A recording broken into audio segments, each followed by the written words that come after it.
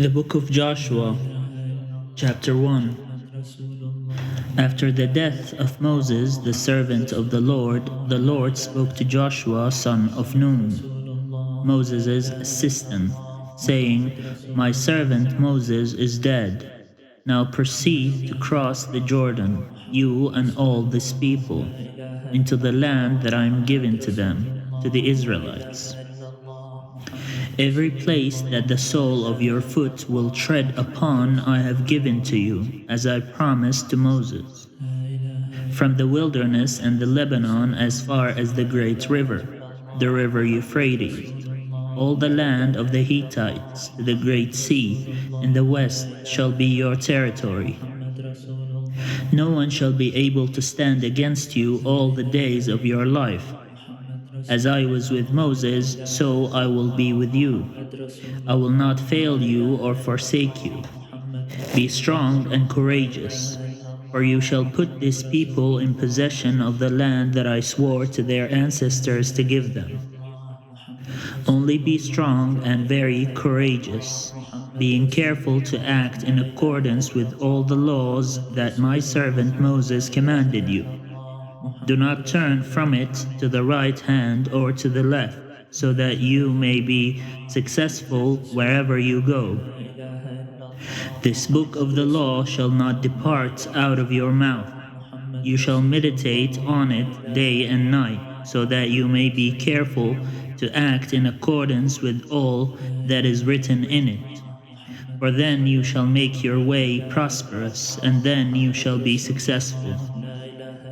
I hereby command you, be strong and courageous. Do not be frightened or dismayed, for the Lord your God is with you wherever you go.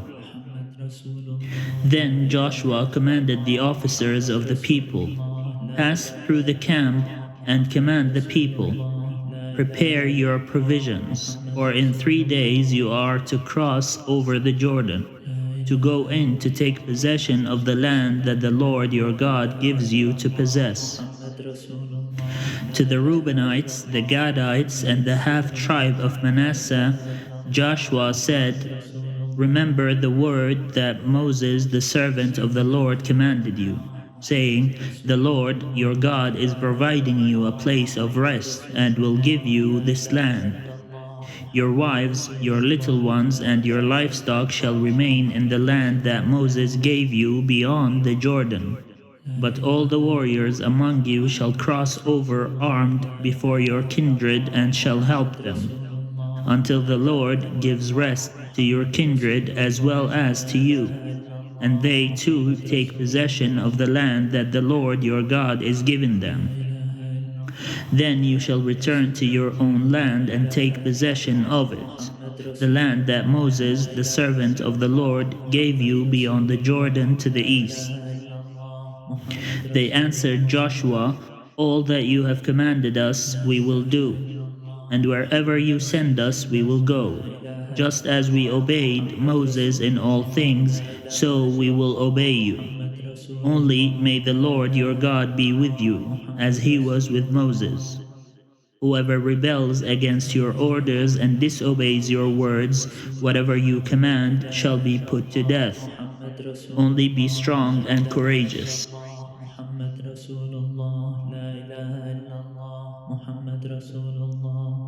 Chapter 2.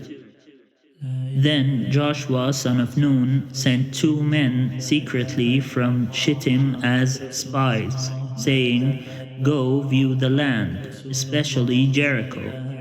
So they went and entered the house of a prostitute whose name was Rahab, and spent the night there.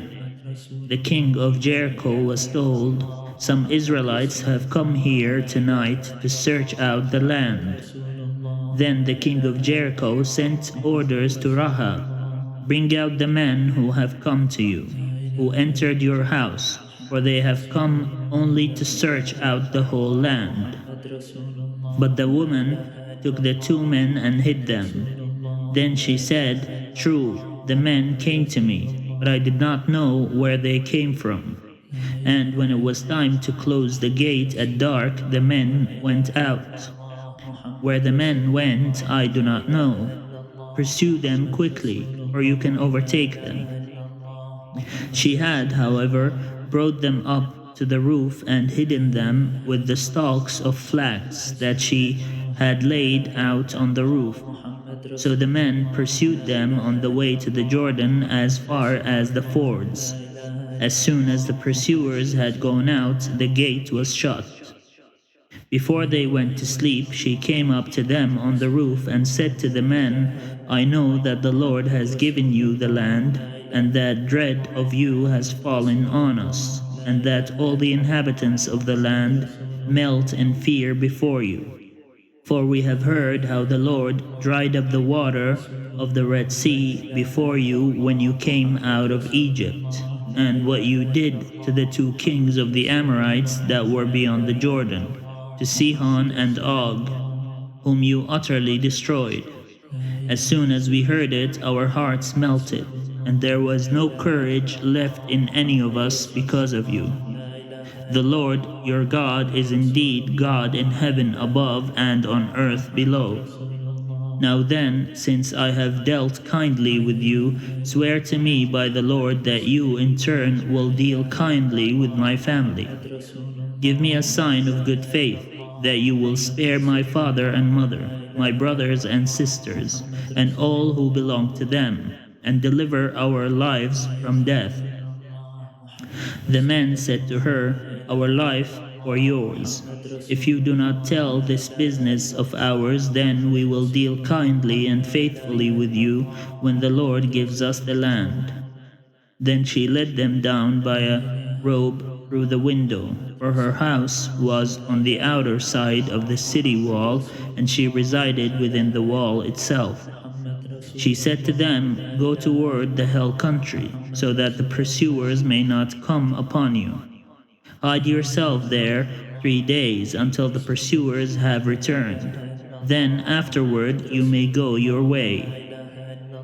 The men said to her, "We will be released from this oath that you have made us swear to you, if we invade the land and you do not tie this crimson cord in the window through which you let us down, and you do not gather into your house your father and mother, your brothers, and all your family. If any of you go out of the doors of your house into the street, they shall be responsible for their own death, and we shall be innocent. But if a hand is laid upon any who are with you in the house, we shall bear the responsibility for their death. But if you tell this business of ours, then we shall be released from this oath that you made us swear to you." She said, "According to your words, so be it." She sent them away, and they departed. Then she tied the crimson cord in the window. They departed and went into the hill country, and stayed there 3 days, until the pursuers returned. The pursuers had searched all along the way and found nothing. Then the 2 men came down again from the hill country. They crossed over, came to Joshua son of Nun, and told him all that had happened to them. They said to Joshua, "Truly the Lord has given all the land into our hands. Moreover, all the inhabitants of the land melt in fear before us."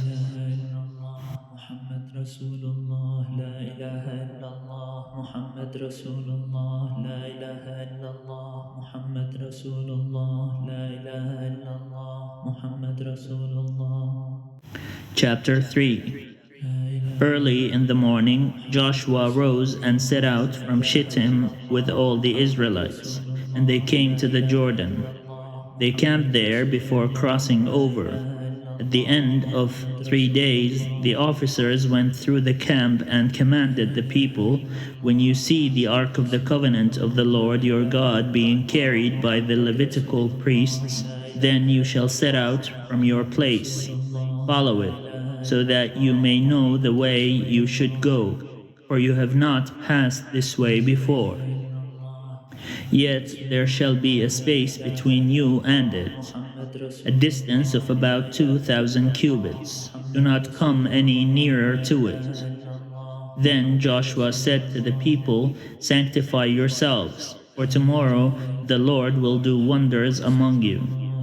To the priests, Joshua said, "Take up the ark of the covenant and pass on in front of the people." So they took up the ark of the covenant and went in front of the people. The Lord said to Joshua, "This day I will begin to exalt you in the sight of all Israel, so that they may know that I will be with you as I was with Moses. You are the one who shall command the priests who bear the ark of the covenant. When you come to the edge of the waters of the Jordan, you shall stand still in the Jordan." Joshua then said to the Israelites, "Draw near and hear the words of the Lord your God." Joshua said, "By this you shall know that among you is the living God, who without fail will drive out from before you the Canaanites, Hittites, Hivites, Perizzites, Girgashites, Amorites, and Jebusites. The ark of the covenant of the Lord of all the earth is going to pass before you into the Jordan. So now select 12 men from the tribes of Israel, one from each tribe. When the soles of the feet of the priests who bear the ark of the Lord of all the earth, rest in the waters of the waters of the Jordan flowing from above shall be cut off, then shall stand in a single heap. When the people set out from their tents to cross over the Jordan, the priests bearing the ark of the covenant were in front of the people. Now the Jordan overflows all its banks throughout the time of harvest. So when those who bore the ark had come to the Jordan, and the feet of the priests bearing the ark were dipped in the edge of the waters flowing from above stood still, raising up in a single heap far off at Adam, the city that is beside Zarethan, while those flowing toward the sea of the Arabah, the Dead Sea, were wholly cut off. Then the people crossed over opposite Jericho. While all Israel were crossing over on dry ground, the priests who bore the ark of the covenant of the Lord stood on dry ground in the middle of the Jordan, until the entire nation finished crossing over the Jordan. Chapter 4. When the entire nation had finished crossing over the Jordan, the Lord said to Joshua, "Select 12 men from the people, one from each tribe, and command them. Take 12 stones from here out of the middle of the Jordan, from the place where the priests' feet stood. Carry them over with you, and lay them down in the place where you camp tonight." Then Joshua summoned the 12 men from the Israelites, whom he had appointed, one from each tribe. Joshua said to them, "Pass on before the ark of the Lord your God into the middle of the Jordan, and each of you take up a stone on his shoulder, one for each of the tribes of the Israelites, so that this may be a sign among you.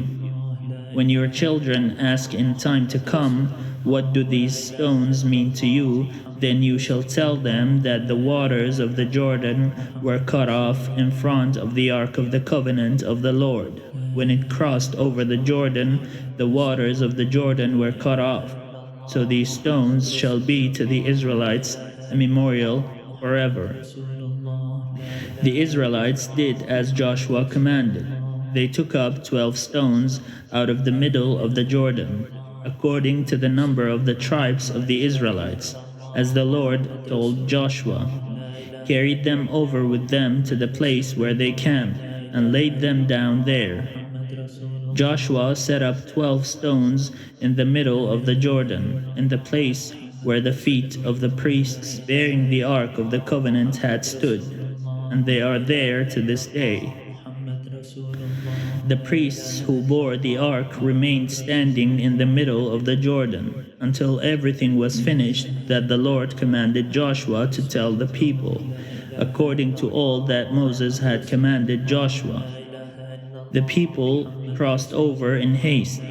As soon as all the people had finished crossing over the ark of the Lord, and the priests crossed over in front of the people, the Reubenites, the Gadites, and the half-tribe of Manasseh crossed over, armed before the Israelites, as Moses had ordered them.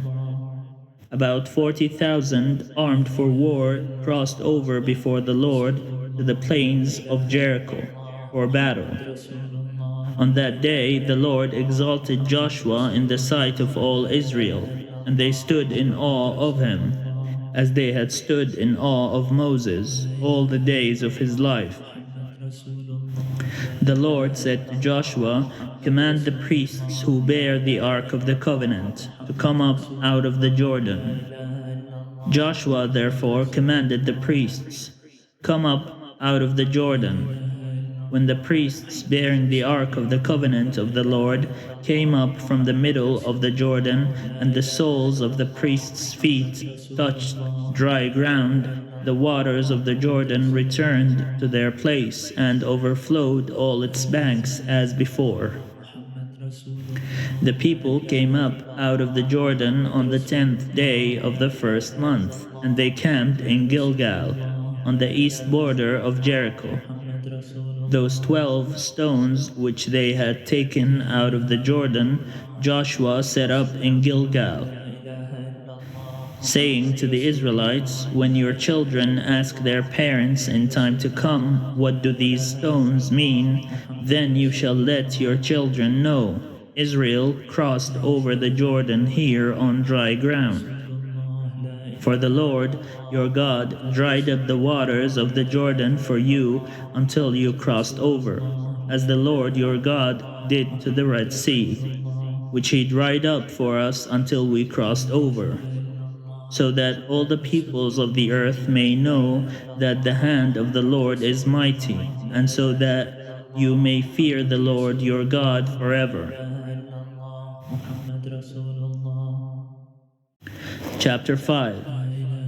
When all the kings of the Amorites beyond the Jordan to the west, and all the kings of the Canaanites by the sea, heard that the Lord had dried up the waters of the Jordan for the Israelites until they had crossed over, their hearts melted, and there was no longer any spirit in them because of the Israelites.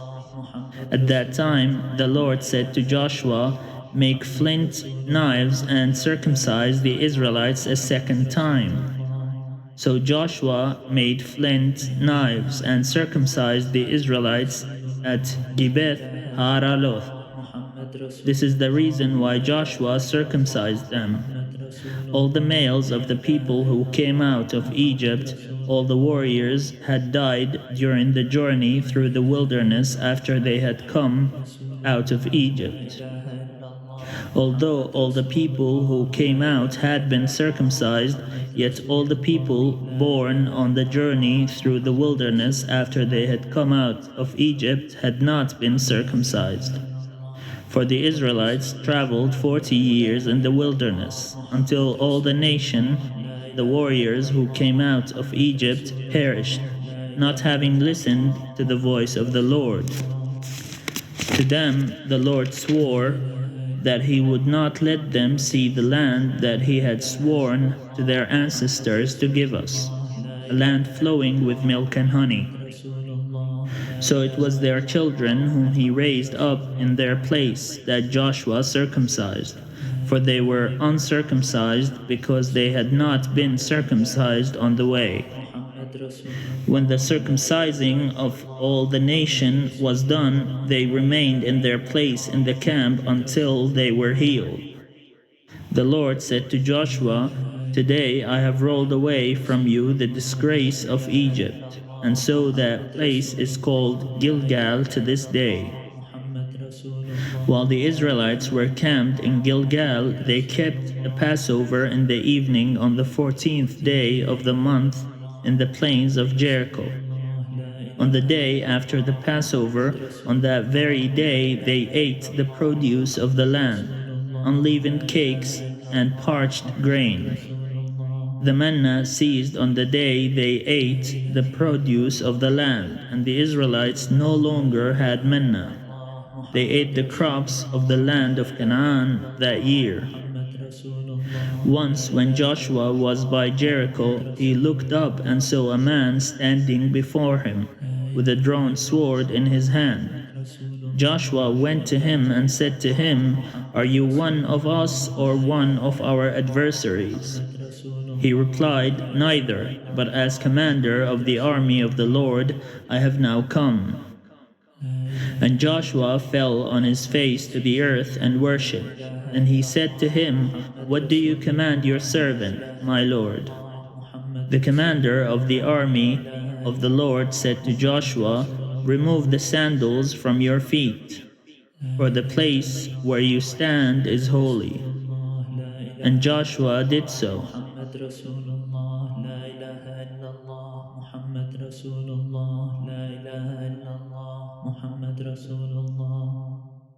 Chapter 6. Now Jericho was shut up inside and out because of the Israelites. No one came out and no one went in.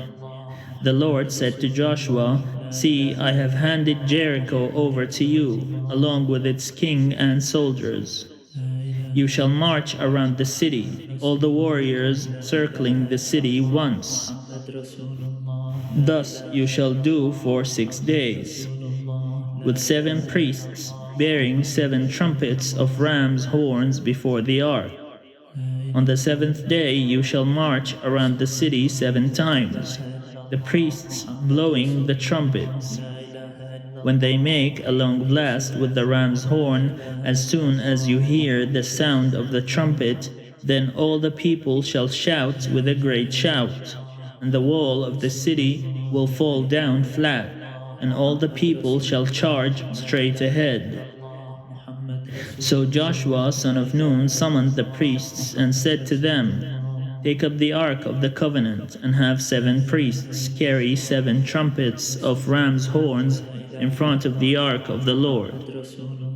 To the people he said, "Go forward and march around the city. Have the armed men pass on before the ark of the Lord." As Joshua had commanded the people, the 7 priests carrying the 7 trumpets of ram's horns before the Lord went forward, blowing the trumpets, with the ark of the covenant of the Lord following them. And the armed men went before the priests who blew the trumpets. The rear guard came after the ark, while the trumpets blew continually. To the people Joshua gave this command, "You shall not shout or let your voice be heard, nor shall you utter a word, until the day I tell you to shout. Then you shall shout." So the ark of the Lord went around the city, circling it once, and they came into the camp, and spent the night in the camp. Then Joshua rose early in the morning, and the priests took up the ark of the Lord. The 7 priests carrying the 7 trumpets of ram's horns before the ark of the Lord passed on, blowing the trumpets continually. The armed men went before them, and the rear guard came after the ark of the Lord, while the trumpets blew continually. On the 2nd day they marched around the city once and then returned to the camp. They did this for 6 days. On the 7th day they rose early at dawn and marched around the city in the same manner 7 times. It was only on that day that they marched around the city 7 times. And at the 7th time, when the priests had blown the trumpets, Joshua said to the people, "Shout, for the Lord has given you the city. The city and all that is in it shall be devoted to the Lord for destruction. Only Rahab the prostitute and all who are with her in her house shall live, because she hid the messengers we sent. As for you, keep away from the things devoted to destruction, so as not to covet and take any of the devoted things and make the camp of Israel an object of destruction, bringing trouble upon it. But all silver and gold and vessels of bronze and iron are sacred to the Lord. they shall go into the treasury of the Lord. So the people shouted, and the trumpets were blown. As soon as the people heard the sound of the trumpets, they raised a great shout, and the wall fell down flat. So the people charged straight ahead into the city and captured it. Then they devoted to destruction by the edge of the sword all in the city, both men and women, young and old, oxen, sheep, and donkeys. Joshua said to the 2 men who had spied out the land, "Go into the prostitute's house and bring the woman out of it, and all who belong to her, as you swore to her." So the young men who had been spies went in and brought Rahab out, along with her father, her mother, her brothers, and all who belonged to her. They brought all her kindred out and set them outside the camp of Israel. They burned down the city and everything in it. Only the silver and gold and the vessels of bronze and iron they put into the treasury of the house of the Lord. But Rahab the prostitute, with her family and all who belonged to her, Joshua spared. Her family has lived in Israel ever since, where she hid the messengers whom Joshua sent to spy out Jericho. Joshua then pronounced this oath, saying, "Cursed before the Lord be anyone who tries to build this city, this Jericho. At the cost of his firstborn he shall lay its foundation, and at the cost of his youngest he shall set up its gates." So the Lord was with Joshua, and his fame was in all the land.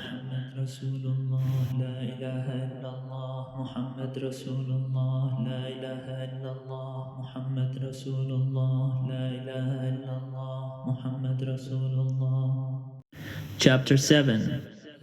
But the Israelites broke faith in regard to the devoted things. Achan, son of Carmi, son of Zabdi, son of Zerah, of the tribe of Judah, took some of the devoted things, and the anger of the Lord burned against the Israelites. Joshua sent men from Jericho to Ai, which is near Beth Aven, east of Bethel, and said to them, "Go up and spy out the land." And the men went up and spied out Ai. Then they returned to Joshua and said to him, "Not all the people need go up. About 2,000 or 3,000 men should go up and attack Ai, since they are so few. Do not make the whole people toil up there." So about 3,000 of the people went up there, and they fled before the men of Ai. The men of Ai killed about 36 of them, chasing them from outside the gate as far as Shebarim, and killing them on the slope. The hearts of the people melted and turned to water. Then Joshua tore his clothes and fell to the ground on his face before the ark of the Lord until the evening, he and the elders of Israel, and they put dust on their heads. Joshua said, "Ah, Lord God, why have you brought this people across the Jordan at all, to hand us over to the Amorites so as to destroy us? Would that we had been content to settle beyond the Jordan. O Lord, what can I say, now that Israel has turned their backs to their enemies? The Canaanites and all the inhabitants of the land will hear of it, and surround us, and cut off our name from the earth. Then what will you do for your great name?" The Lord said to Joshua, "Stand up. Why have you fallen upon your face? Israel has sinned. They have transgressed my covenant that I imposed on them. They have taken some of the devoted things. They have stolen. They have acted deceitfully, and they have put them among their own belongings. Therefore the Israelites are unable to stand before their enemies. They turn their backs to their enemies, because they have become a thing devoted for destruction themselves. I will be with you no more, unless you destroy the devoted things from among you. Proceed to sanctify the people, and say, Sanctify yourselves for tomorrow. For thus says the Lord, the God of Israel, there are devoted things among you, O Israel. You will be unable to stand before your enemies until you take away the devoted things from among you. In the morning, therefore, you shall come forward, tribe by tribe. The tribe that the Lord takes shall come near by clans. The clan that the Lord takes shall come near by households. And the household that the Lord takes shall come near one by one. And the one who is taken as having the devoted things shall be burned with fire, together with all that he has, for having transgressed the covenant of the Lord, and for having done an outrageous thing in Israel. So Joshua rose early in the morning, and brought Israel near tribe by tribe, and the tribe of Judah was taken. He brought near the clans of Judah, and the clan of the Zerahites was taken. And he brought near the clan of the Zerahites, family by family, and Zabdi was taken. And he brought near his household one by one. And Achan, son of Carmi, son of Zabdi, son of Zerah, of the tribe of Judah, was taken. Then Joshua said to Achan, My son, give glory to the Lord, God of Israel, and make confession to him. Tell me now what you have done. Do not hide it from me. And Achan answered Joshua, It is true, I am the one who sinned against the Lord God of Israel. This is what I did. When I saw among the spoil a beautiful mantle from Shinar, and 200 shekels of silver, and a bar of gold weighing 50 shekels, then I coveted them and took them. They now lie hidden in the ground inside my tent, with the silver underneath. So Joshua sent messengers, and they ran to the tent, and there it was, hidden in his tent, with the silver underneath. They took them out of the tent and brought them to Joshua and all the Israelites, and they spread them out before the Lord. Then Joshua and all Israel with him took Achan, son of Zerah, with the silver, the mantle, and the bar of gold, with his sons and daughters, with his oxen, donkey, and sheep, and his tent, and all that he had. And they brought them up to the valley of Achor. Joshua said, Why did you bring trouble on us? The Lord is bringing trouble on you today. And all Israel stoned him to death. They burned them with fire, cast stones on them, and raised over him a great heap of stones that remains to this day. Then the Lord turned from his burning anger. Therefore that place to this day is called the Valley of Achor.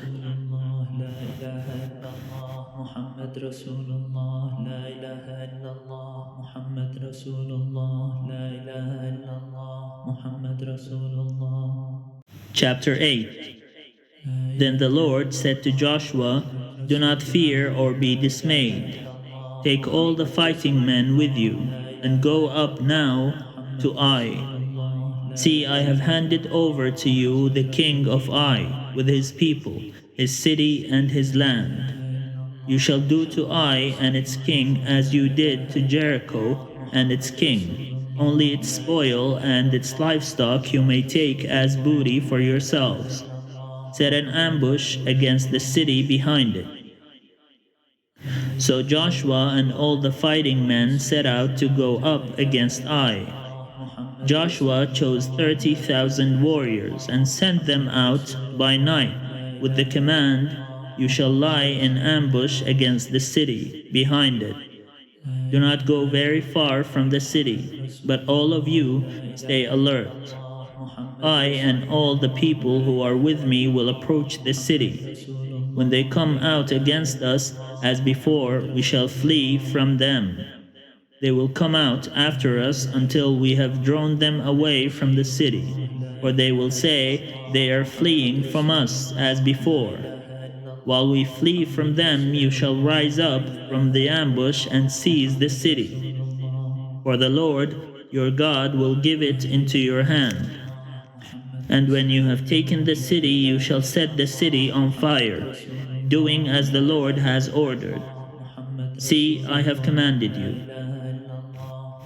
So Joshua sent them out, and they went to the place of ambush, and lay between Bethel and Ai, to the west of Ai. But Joshua spent that night in the camp. In the morning Joshua rose early and mustered the people, and went up with the elders of Israel before the people to Ai.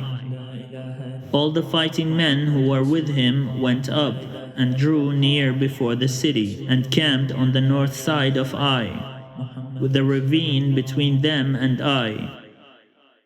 Taking about 5,000 men, he set them in ambush between Bethel and Ai, to the west of the city.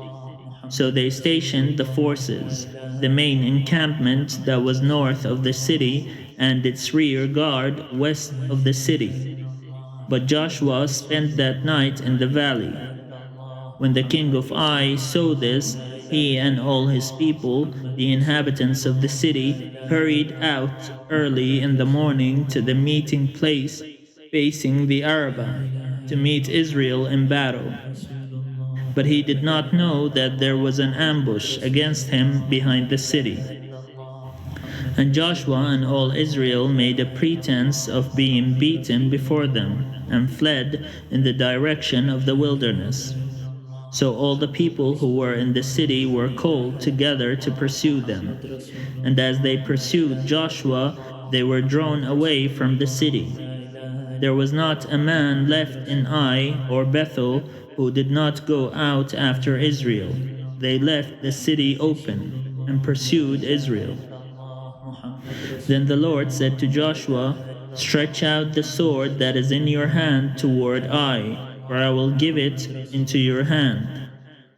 And Joshua stretched out the sword that was in his hand toward the city. As soon as he stretched out his hand, the troops in ambush rose quickly out of their place and rushed forward. They entered the city, took it, and at once set the city on fire. So when the men of Ai looked back, the smoke of the city was rising to the sky. They had no power to flee this way or that, for the people who fled to the wilderness turned back against the pursuers. When Joshua and all Israel saw that the ambush had taken the city and that the smoke of the city was rising, then they turned back and struck down the men of Ai. And the others came out from the city against them. So they were surrounded by Israelites, some on one side and some on the other. And Israel struck them down until no one was left who survived or escaped. But the king of Ai was taken alive and brought to Joshua. When Israel had finished slaughtering all the inhabitants of Ai in the open wilderness, where they pursued them, and when all of them to the very last had fallen by the edge of the sword, all Israel returned to Ai, and attacked it with the edge of the sword. The total of those who fell that day, both men and women, was 12,000, all the people of Ai, for Joshua did not draw back his hand, with which he stretched out the sword, until he had utterly destroyed all the inhabitants of Ai. Only the livestock and the spoil of that city Israel took as their booty, according to the word of the Lord that he had issued to Joshua. So Joshua burned Ai, and made it forever a heap of ruins, as it is to this day. And he hanged the king of Ai on a tree until evening, and at sunset Joshua commanded, and they took his body down from the tree, threw it down at the entrance of the gate of the city, and raised over it a great heap of stones, which stands there to this day. Then Joshua built on Mount Ebal an altar to the Lord, the God of Israel, just as Moses, the servant of the Lord, had commanded the Israelites, as it is written in the book of the law of Moses. An altar of unhewn stones on which no iron tool has been used. And they offered on it burnt offerings to the Lord, and sacrificed offerings of well-being. And there, in the presence of the Israelites, Joshua wrote on the stones a copy of the law of Moses, which he had written. All Israel, alien as well as citizen, with their elders and officers and their judges, stood on opposite sides of the ark in front of the Levitical priests who carried the ark of the covenant of the Lord, half of them in front of Mount Gerizim and half of them in front of Mount Ebal, as Moses, the servant of the Lord, had commanded at the first, that they should bless the people of Israel. And afterward he read all the words of the law, blessings and curses, according to all that is written in the book of the law. There was not a word of all that Moses commanded that Joshua did not read before all the assembly of Israel, and the women, and the little ones, and the aliens who resided among them.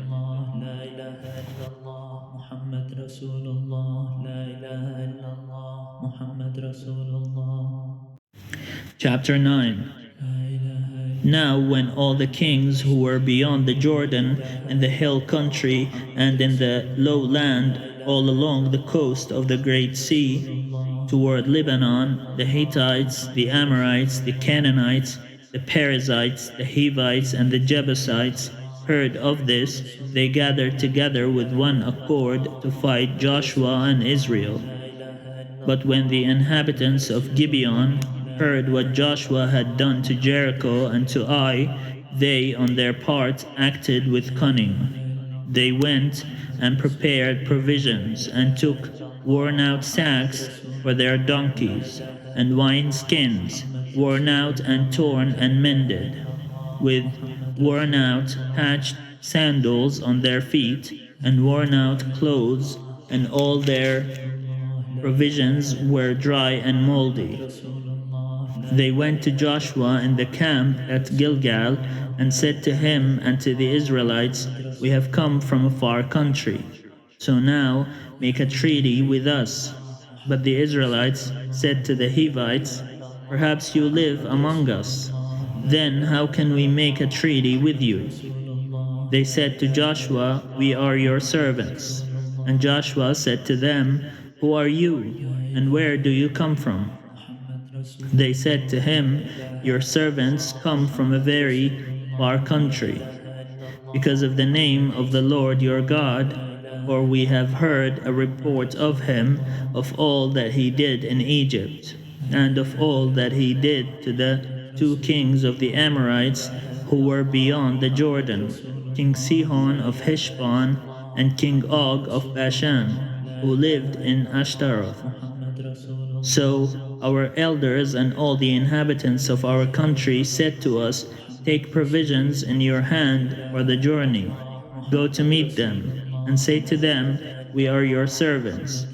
Come now, make a treaty with us. Here is our bread. It was still warm when we took it from our houses as our food for the journey, on the day we set out to come to you. But now, see, it is dry and moldy. These wineskins were new when we filled them, and see, they are burst. And these garments and sandals of ours are worn out from the very long journey." So the leaders partook of their provisions, and did not ask direction from the Lord. And Joshua made peace with them, guaranteeing their lives by a treaty. And the leaders of the congregation swore an oath to them. But when 3 days had passed after they had made a treaty with them, they heard that they were their neighbors and were living among them.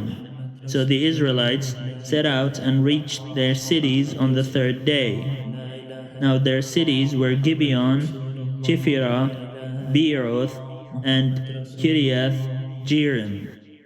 But the Israelites did not attack them, because the leaders of the congregation had sworn to them by the Lord, the God of Israel. Then all the congregation murmured against the leaders. But all the leaders said to all the congregation, "We have sworn to them by the Lord, the God of Israel, and now we must not touch them. This is what we will do to them. We will let them live so that wrath may not come upon us because of the oath that we swore to them." The leaders said to them, "Let them live." So they became hewers of wood and drawers of water for all the congregation, as the leaders had decided concerning them. Joshua summoned them and said to them, "Why did you deceive us, saying, 'We are very far from you,' while in fact you are living among us? Now therefore you are cursed, and some of you shall always be slaves, hewers of wood and drawers of water for the house of my God."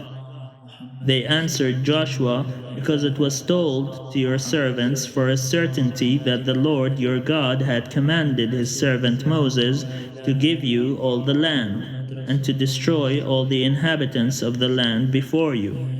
So we were in great fear for our lives because of you, and did this thing. And now we are in your hand. Do as it seems good and right in your sight to do to us." This is what he did for them. He saved them from the Israelites, and they did not kill them. But on that day Joshua made them hewers of wood and drawers of water for the congregation and for the altar of the Lord, to continue to this day in the place that he should choose.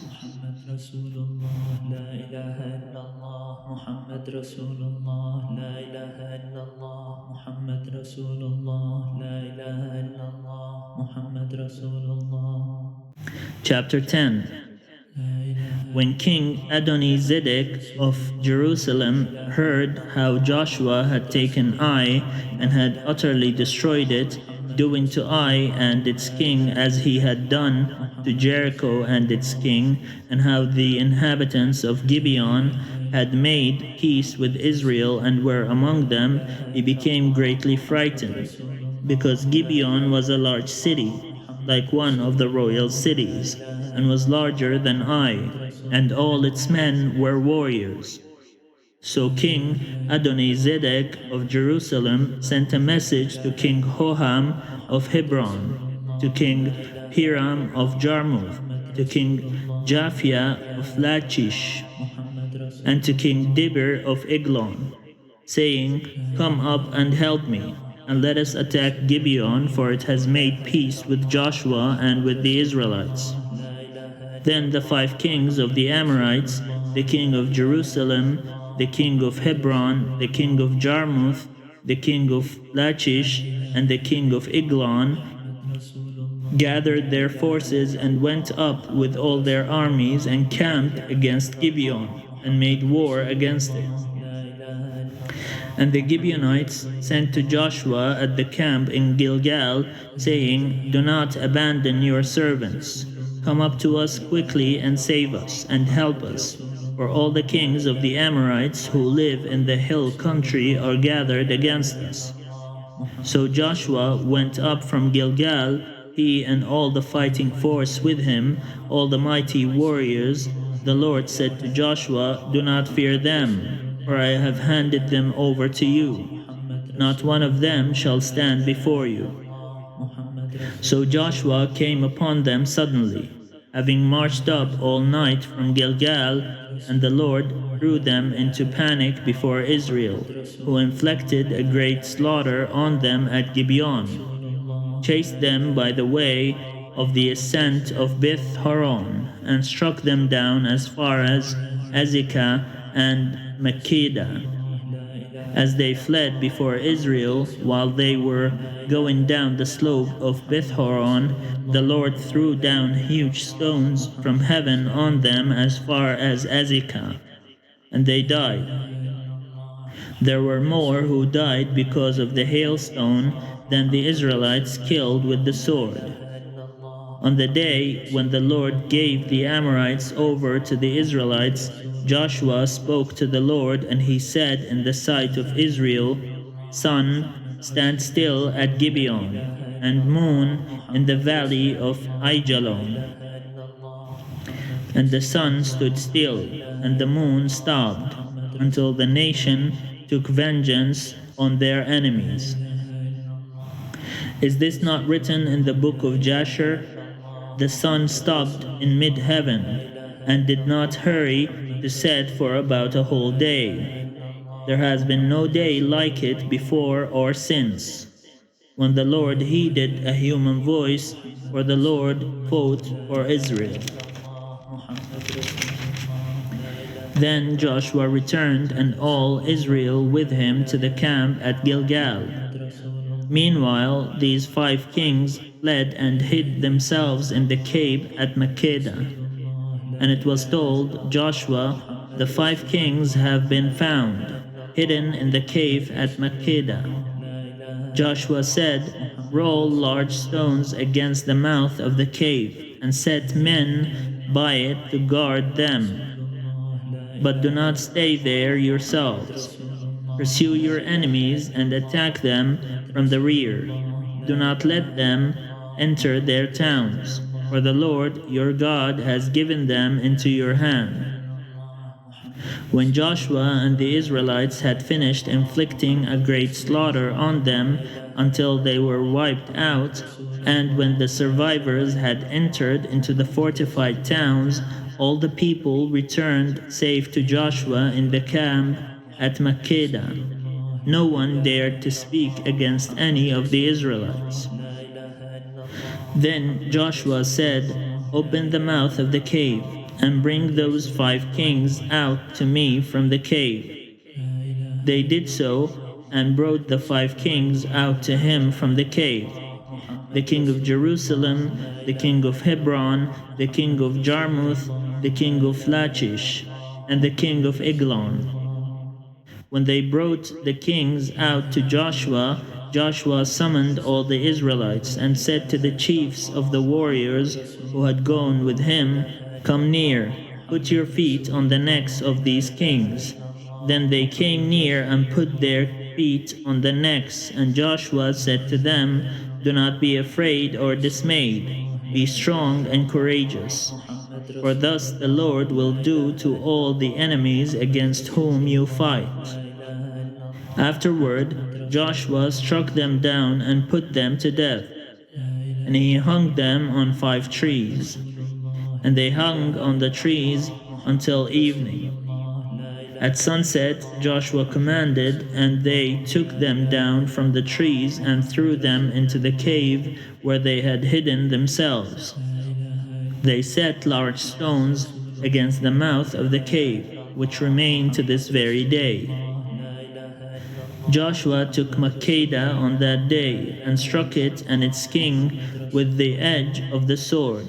He utterly destroyed every person in it.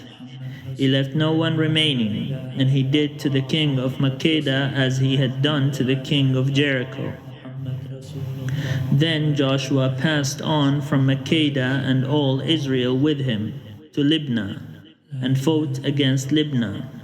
The Lord gave it also and its king into the hand of Israel, and he struck it with the edge of the sword, and every person in it. He left no one remaining in it, and he did to its king as he had done to the king of Jericho. Next, Joshua passed on from Libnah, and all Israel with him, to Lachish, and laid siege to it, and assaulted it. The Lord gave Lachish into the hand of Israel, and he took it on the 2nd day, and struck it with the edge of the sword, and every person in it, as he had done to Libnah. Then King Horam of Gezer came up to help Lachish, and Joshua struck him and his people, leaving him no survivors. From Lachish, Joshua passed on with all Israel to Eglon, and they laid siege to it and assaulted it. And they took it that day, and struck it with the edge of the sword, and every person in it he utterly destroyed that day, as he had done to Lachish. Then Joshua went up with all Israel from Eglon to Hebron. They assaulted it, and took it, and struck it with the edge of the sword, and its king, and its towns, and every person in it.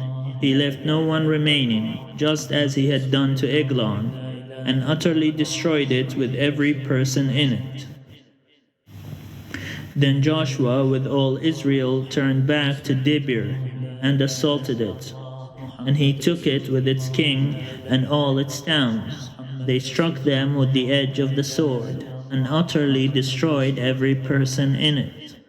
He left no one remaining, just as he had done to Hebron, and as he had done to Libnah and its king, so he did to Debir and its king.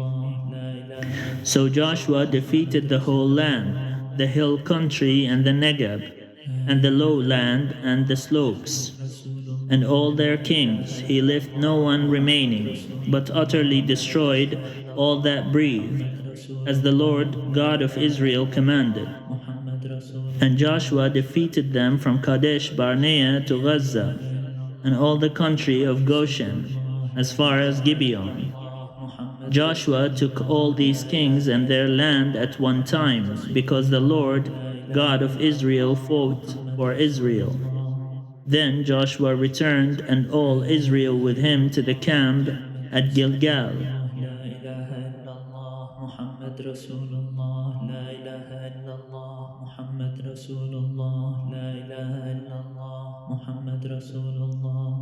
Chapter 11.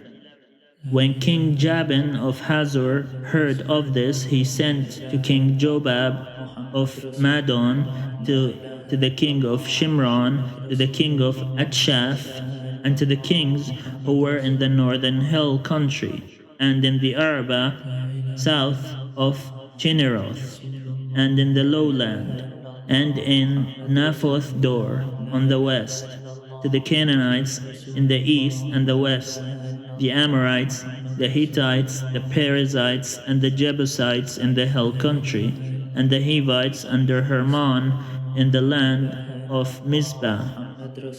They came out with all their troops, a great army, in number like the sand on the seashore, with very many horses and chariots.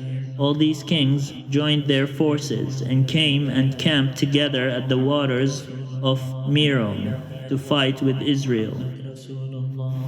And the Lord said to Joshua, "Do not be afraid of them, for tomorrow at this time I will hand over all of them, slain, to Israel. You shall hamstring their horses, and burn their chariots with fire." So Joshua came suddenly upon them with all his fighting force, by the waters of Merom, and fell upon them. And the Lord handed them over to Israel, who attacked them and chased them as far as Great Sidon, and Misrephoth Maim, and eastward as far as the valley of Mizpah. They struck them down, until they had left no one remaining. And Joshua did to them as the Lord commanded him. He hamstrung their horses and burned their chariots with fire. Joshua turned back at that time, and took Hazor, and struck its king down with the sword. Before that time Hazor was the head of all those kingdoms, and they put to the sword all who were in it, utterly destroying them. There was no one left who breathed, and he burned Hazor with fire. And all the towns of those kings, and all these kings, Joshua took and struck them with the edge of the sword, utterly destroying them, as Moses, the servant of the Lord, had commanded. But Israel burned none of the towns that stood on mounts except Hazor, which Joshua did burn. All the spoil of these towns and the livestock the Israelites took for their booty, but all the people they struck down with the edge of the sword, until they had destroyed them, and they did not leave any who breathed. As the Lord had commanded his servant Moses, so Moses commanded Joshua, and so Joshua did. He left nothing undone of all that the Lord had commanded Moses.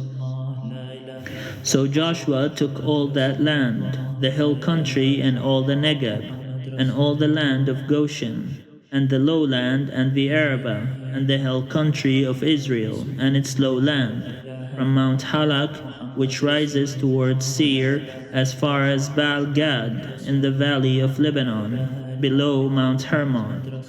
He took all their kings, struck them down, and put them to death.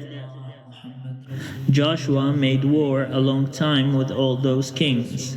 There was not a town that made peace with the Israelites except the Hivites, the inhabitants of Gibeon. All were taken in battle, for it was the Lord's doing to harden their hearts so that they would come against Israel in battle, in order that they might be utterly destroyed and might receive no mercy, but be exterminated, just as the Lord had commanded Moses. At that time Joshua came and wiped out the Anakim from the hill country, from Hebron, from Debir, from Anab, and from all the hill country of Judah, and from all the hill country of Israel. Joshua utterly destroyed them with their towns.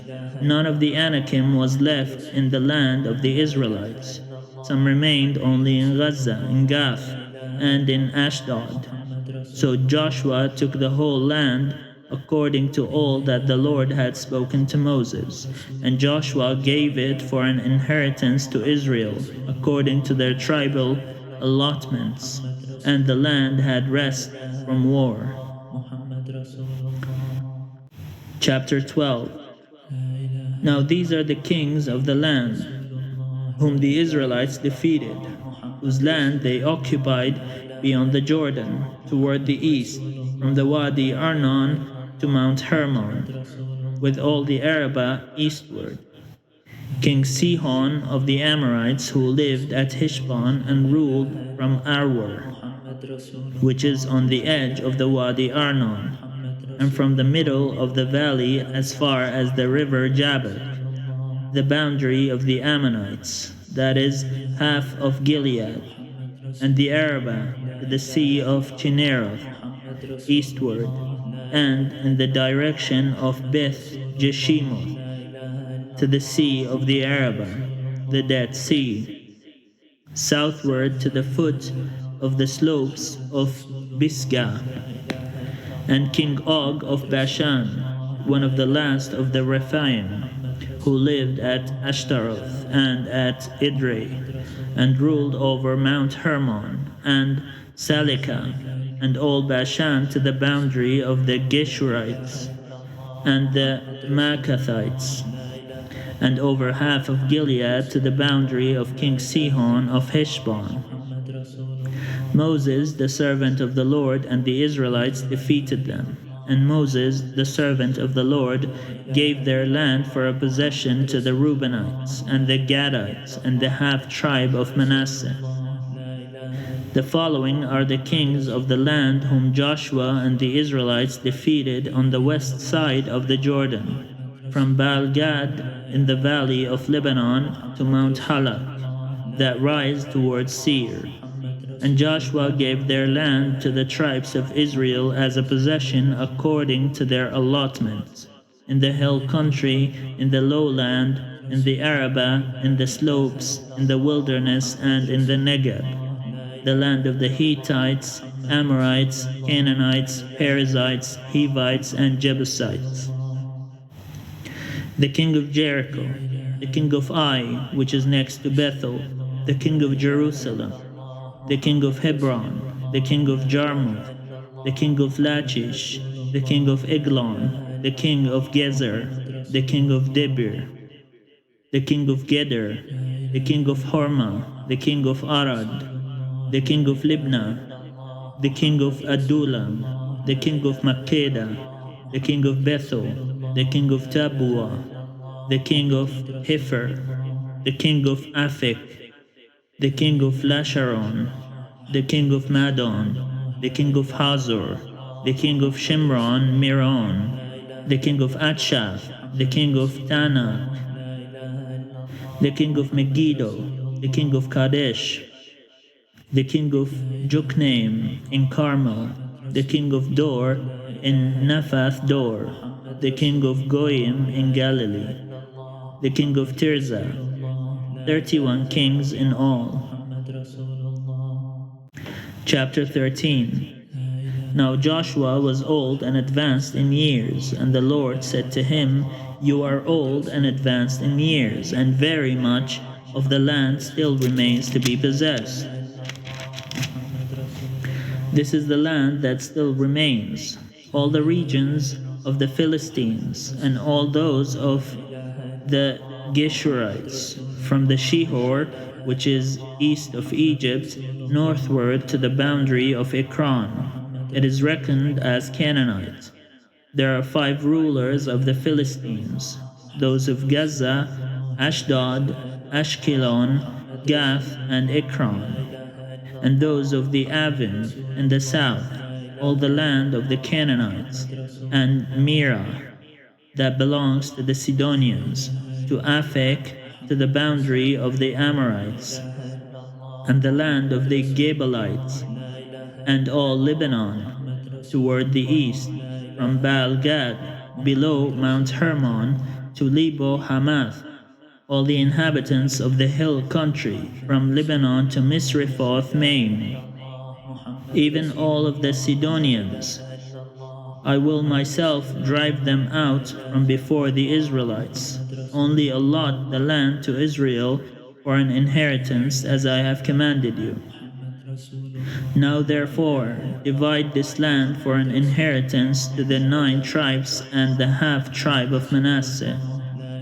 With the other half tribe of Manasseh, the Reubenites and the Gadites received their inheritance, which Moses gave them, beyond the Jordan eastward, as Moses, the servant of the Lord, gave them, from Aroer, which is on the edge of the Wadi Arnon, and the town that is in the middle of the valley, and all the tableland, from Medeba as far as Dibon, and all the cities of King Sihon of the Amorites, who reigned in Heshbon, as far as the boundary of the Ammonites, and Gilead, and the region of the Geshurites, and Maccathites, and all Mount Hermon, and all Bashan, to Salekah, all the kingdom of Og in Bashan, who reigned in Ashtaroth, and in Idri. He alone was left of the survivors of the Rephaim.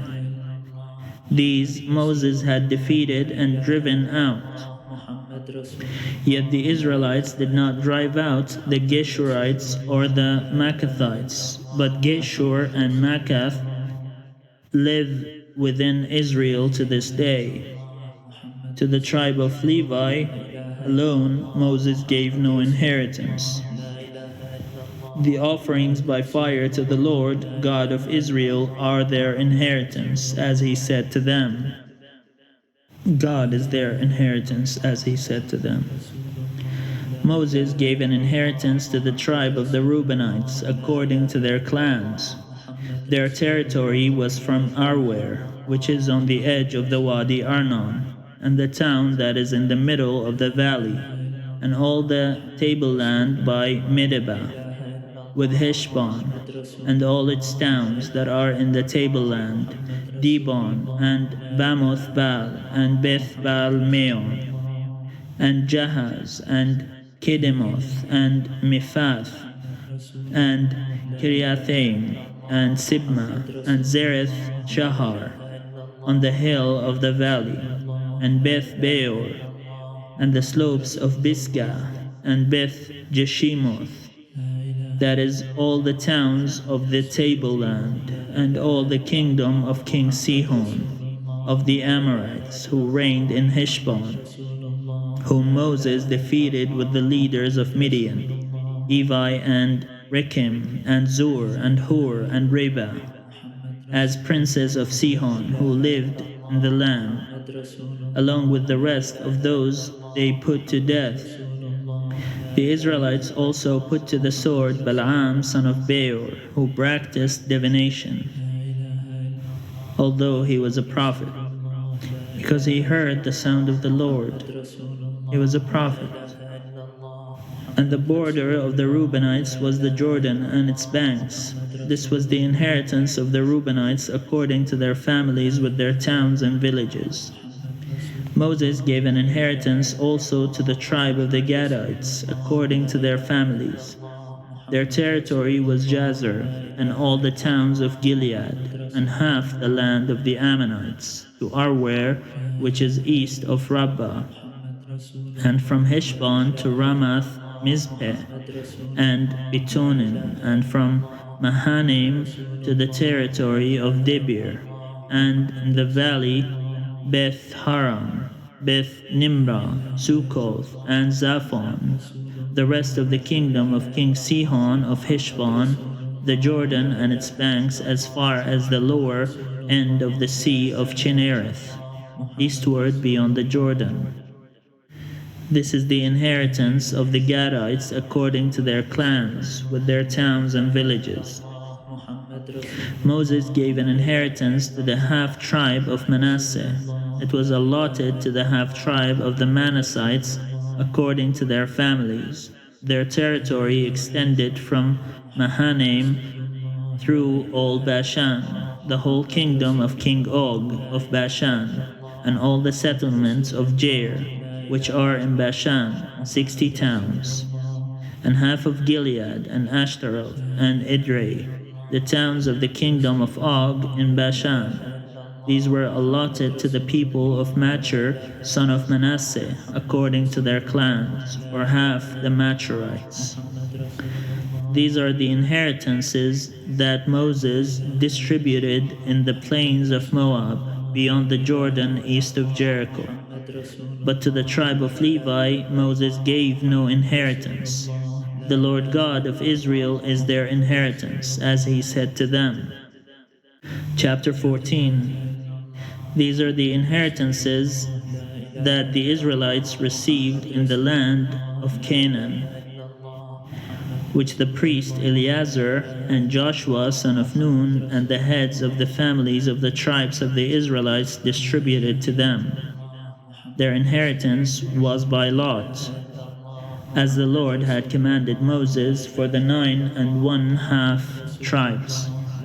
For Moses had given an inheritance to the 2 1/2 tribes beyond the Jordan, but to the Levites he gave no inheritance among them. For the people of Joseph were 2 tribes, Manasseh and Ephraim, and no portion was given to the Levites in the land, but only towns to live in, with their pasture lands for their flocks and herds. The Israelites did as the Lord commanded Moses. They allotted the land. Then the people of Judah came to Joshua at Gilgal, and Caleb son of Jephunneh the Kenizzite said to him, "You know what the Lord said to Moses, the man of God, in Kadesh Barnea, concerning you and me. I was 40 years old when Moses, the servant of the Lord, sent me from Kadesh Barnea to spy out the land, and I brought him an honest report. But my companions who went up with me made the heart of the people melt. Yet I wholeheartedly followed the Lord my God. And Moses swore on that day, saying, Surely the land on which your foot has trodden shall be an inheritance for you and your children forever, because you have wholeheartedly followed the Lord my God. And now, as you see, the Lord has kept me alive, as he said, these 45 years since the time that the Lord spoke this word to Moses, while Israel was journeying through the wilderness, and here I am today, 85 years old. I am still as strong today as I was on the day that Moses sent me. My strength now is as my strength was then for war and for going and coming. So now give me this hill country of which the Lord spoke on that day. For you heard on that day how the Anakim were there, with great fortified cities. It may be that the Lord will be with me, and I shall drive them out, as the Lord said. Then Joshua blessed him and gave Hebron to Caleb son of Jephunneh for the inheritance. So Hebron became the inheritance of Caleb son of Jephunneh the Kenizzite to this day, because he wholeheartedly followed the Lord, the God of Israel. Now the name of Hebron formerly was Kiriath Arba. This Arba was the greatest man among the Anakim, and the land had rest from war. Chapter 15. The lot for the tribe of the people of Judah according to their families reached southward to the boundary of Edom, to the wilderness of Zin, at the farthest south. And their south boundary ran from the end of the Dead Sea, from the bay that faces southward. It goes out southward of the ascent of Akrabim, passes along to Zin, and goes up south of Kadesh Barnea, along by Hezron, up to Adar, makes a turn to Karka, passes along to Azmon, goes out by the Wadi of Egypt, and comes to its end at the sea. This shall be your south boundary. And the east boundary is the Dead Sea, to the mouth of the Jordan. And the boundary on the north side runs from the bay of the sea at the mouth of the Jordan. And the boundary goes up to Beth Hogla, and passes along north of Beth Araba. And the boundary goes up to the stone of Bohan, Reuben's son. And the boundary goes up to Debir from the valley of Achor, and so northward, turning toward Gilgal, which is opposite the ascent of Adumim, which is on the south side of the valley. And the boundary passes along to the waters of En Shemesh, and ends at En Rogel.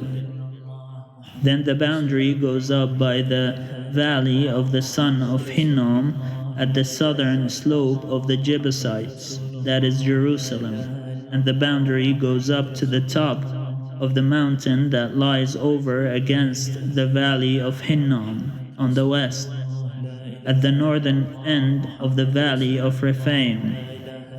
Then the boundary extends from the top of the mountain to the spring of the waters of Niphtoah, and from there to the towns of Mount Ephron. Then the boundary bends around to Bala, that is Kiriath Jearim, and the boundary circles west of Bala to Mount Seir, passes along to the northern slope of Mount Jearim, that is Chesalon, and goes down to Beth Shemesh, and passes along by Timnah. The boundary goes out to the slope of the hill north of Ekron. Then the boundary bends around to Shikkeron, and passes along to Mount Bala, and goes out to Jabneel. Then the boundary comes to an end at the sea. And the west boundary was the Mediterranean with its coast. This is the boundary surrounding the people of Judah according to their families. According to the commandment of the Lord to Joshua, he gave to Caleb son of Jephunneh a portion among the people of Judah, Kiriath Arba, that is Hebron. Arba was the father of Anna. And Caleb drove out from there the 3 sons of Anna, Shishai, Ahiman, and Talmai, the descendants of Anna. From there he went up against the inhabitants of Debir. Now the name of Debir formerly was Kiriath Sephor. And Caleb said, whoever attacks Kiriath Sephor and takes it, To him I will give my daughter Achsah as wife. Othniel, son of Kenaz, the brother of Caleb, took it, and he gave him his daughter Achsah as wife. When she came to him, she urged him to ask her father for a field. As she dismounted from her donkey, Caleb said to her, "What do you wish?" She said to him, "Give me a present, since you have set me in the land of the Negeb. Give me springs of water as well." So Caleb gave her the upper springs and the lower springs. This is the inheritance of the tribe of the people of Judah, according to their families. The towns belonging to the tribe of the people of Judah in the extreme south, toward the boundary of Edom, were Yabzeel, Eder Jagur, Kina, Dimona, Adada, Kedesh, Hazor, Ithnan, Ziph, Telem, Beloth, Hazor Hadattah, Kirioth Hizron, that is Hazor, Amam, Shema, Molada, Hazar Gadda, Heshmon, Beth Pilet, Hazar Shual, Beersheba, Bizyothia, Bala, Lim, Izim, Eltolad, Chisil, Horma, Ziklag, Madmana, Sansana, Lebaoth, Shilhim, Ain, and Rimmon, in all 29 towns with their villages. And in the lowland, Ishtol, Zorah, Ashna, Zanoah, En-Ganim, Tabua, Inam, Jarmuth, Adullam, Suko, Azekah, Sha'arim, Adithaim, Gedera, Gederothaim, 14 towns with their villages. Zinan, Hadasha, Migdal-Gad, Dilan, Mizpeh, Joktheel, Lachish, Bozkath, Eglon, Kabon, Lahmam, Chitlish, Gederoth, Beth Dagon, Nama, and Makkedah, 16 towns with their villages. Libnah, Ither, Ashan, Iftah, Ashna, Nizib, Keilah, Achzib, and Marisha, 9 towns with their villages. Ekron with its dependencies and its villages, from Ekron to the sea, all that were near Ashdod with their villages. Ashdod, its towns and its villages. Gaza, its towns and its villages, to the Wadi of Egypt, and the Great Sea with its coast. And in the hill country, Shamir, Jatir, Suko, Dana, Kiriath Sana, that is Dibir, Anab, Ishtemoth, Anim, Goshen, Holon, and Gilo, 11 towns with their villages. Arab, Duma, Ishan, Janim, Beth Tapua, Afika, Humta, Kiriath Arba, that is Hebron, and Zior, 9 towns with their villages. Maon, Carmel, Ziph, Juta, Jezreel, Jokdim, Zano, Cain, Gibeah, and Timnah, 10 towns with their villages. Halhul, Beth Zur, Gedor, Marath, Beth Anoth, and Eltikon, 6 towns with their villages. Kiriath Baal, that is Kiriath Jearim, and Rabbah, 2 towns with their villages. In the wilderness, Beth Araba, Midin, Sikaka, Nibshan, the city of salt, and Engedi, 6 towns with their villages. But the people of Judah could not drive out the Jebusites, the inhabitants of Jerusalem. So the Jebusites live with the people of Judah in Jerusalem to this day. Chapter 16. The allotment of the Josephites went from the Jordan by Jericho east of the waters of Jericho, into the wilderness, going up from Jericho into the hill country, to Bethel. Then going from Bethel to Luz, it passes along to Ataroth, the territory of the Archites. Then it goes down westward to the territory of the Japhlethites, as far as the territory of lower Beth Horon, then to Gezer, and it ends at the sea. The Josephites, Manasseh and Ephraim, received their inheritance. The territory of the Ephraimites by their families was as follows. The boundary of their inheritance on the east was Ataroth Adar as far as upper Beth Horon, and the boundary goes from there to the sea. On the north is Michmitha, then on the east the boundary makes a turn towards Tanath Shiloh, and passes along beyond it on the east to Janoah. Then it goes down from Janoah to Ataroth and to Nara, and touches Jericho, ending at the Jordan. From Tapua, the boundary goes westward to the Wadi Kana, and ends at the sea. Such is the inheritance of the tribe of the Ephraimites by their families, together with the towns that were set apart for the Ephraimites within the inheritance of the Manassites. All those towns with their villages. They did not, however, drive out the Canaanites who lived in Gezer, so the Canaanites have lived with Ephraim to this day, but have been made to do forced labor.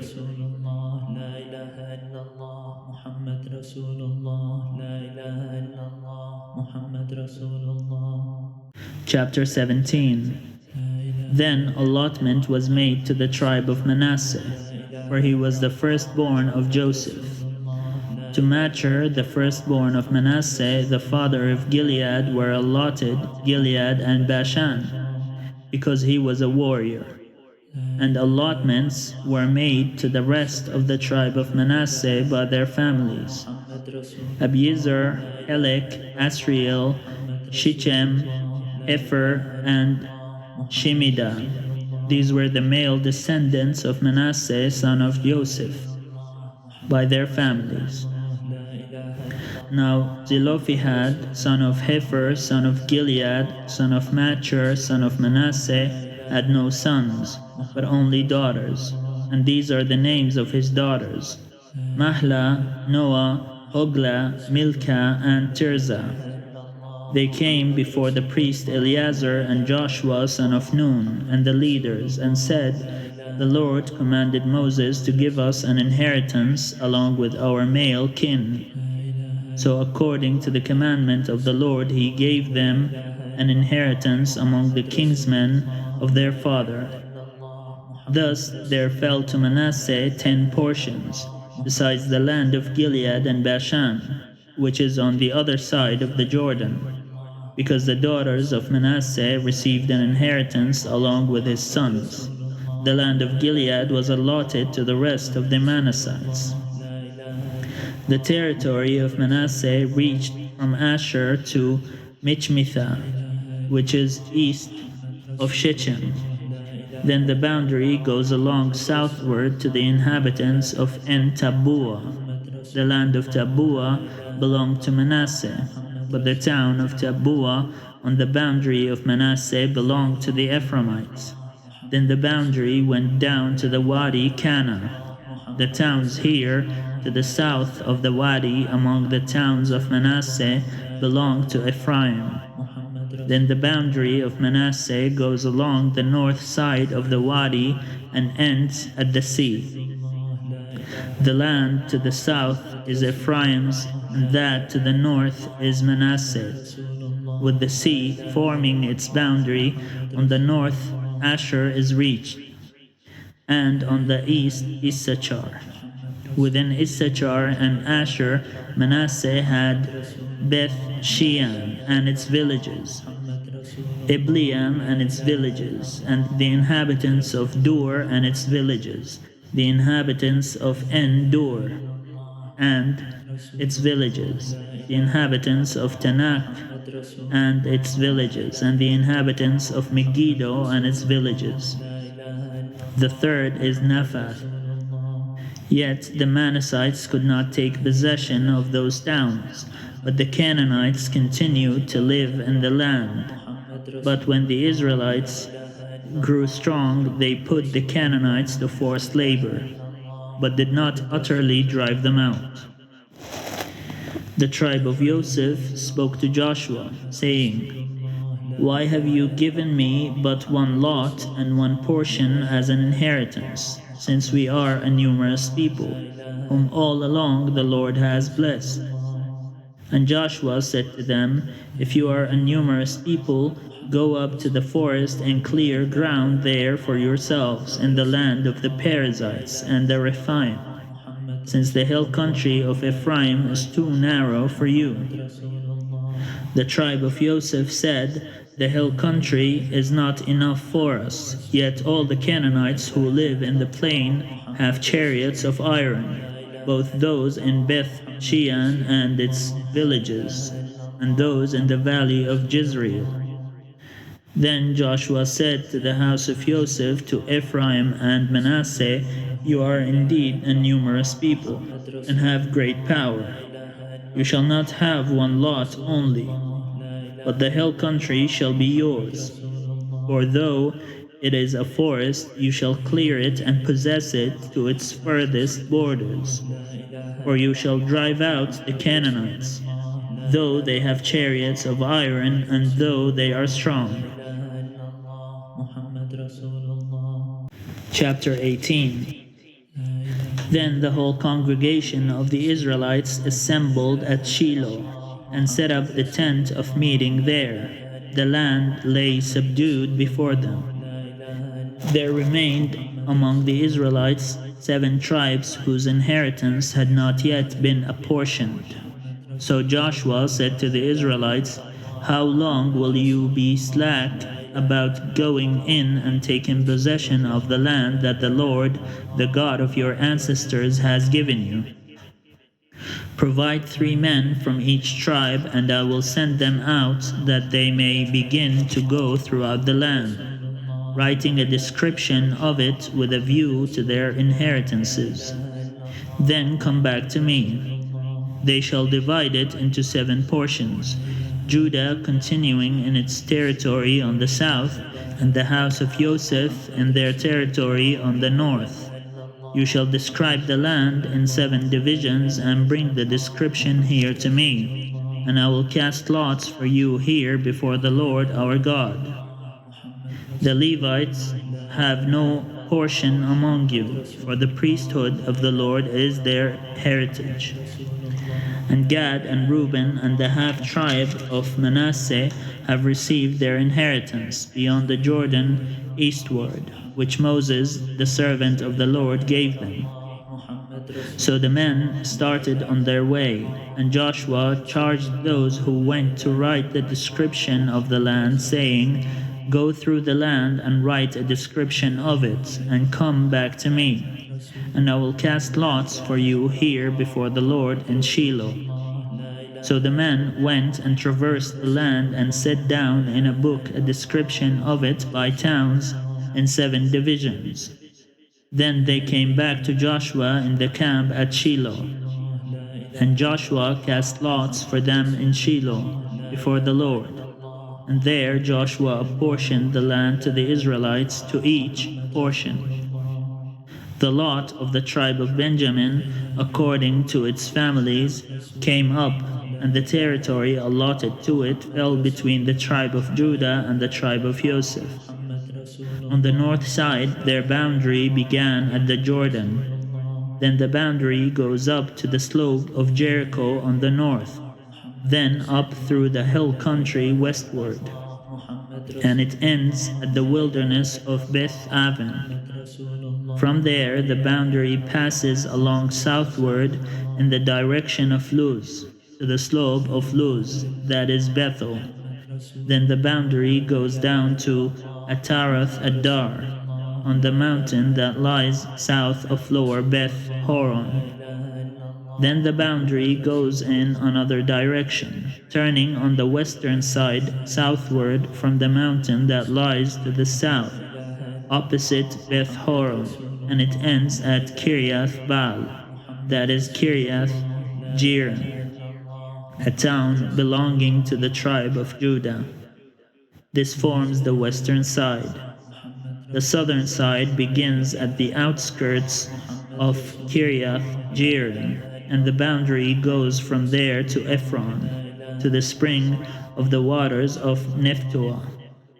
Then the boundary goes down to the border of the mountain that overlooks the valley of the son of Hinnom, which is at the north end of the valley of Rephaim.